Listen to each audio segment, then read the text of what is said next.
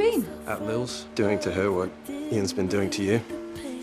I don't know. Lil, what have we done? Crossed a line. It can't happen again. No, I suppose it can't. No, of course it can't. I fell in love with my best friend's son, and my best friend fell in love with mine. Lily and I grew up together. We've been best friends since childhood. Later, we each got married and started our own families, but our bond never faded. Then Lily's husband passed away. In those days, I stayed by her side, watching her slowly step out of the shadows. Eventually, we decided to raise our kids together. We talked endlessly every single day, but my husband began to feel uneasy. He thought I was putting too much of myself into Lily, even started to wonder if something was going on between us. He's saying we're lesbians. Not that it would make any difference. Told Lily what he said. She didn't get upset. She just looked at me and smiled. That day my husband left for a trip. I went swimming in the sea alone, trying to relax. That's when I ran into Lily's son. I asked why he was there. Years of closeness made it natural for me to keep him company. Then I noticed something in his eyes, something different. That evening I invited Lily over. She and my son were dancing like they were on fire, but my eyes kept drifting toward her son. When the night wound down, he said he was tired and wanted to stay. I agreed without thinking. Late at night I noticed his blanket had slipped. I walked over and tucked him in. Just as I turned to leave,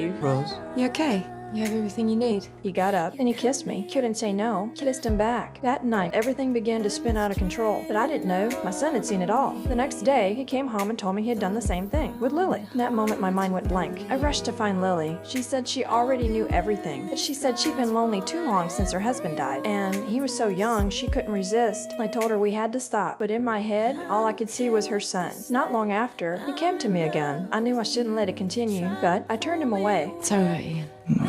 Please don't. But seeing the disappointment in his eyes, I softened. And once again, I gave in. You have to leave. You have to leave.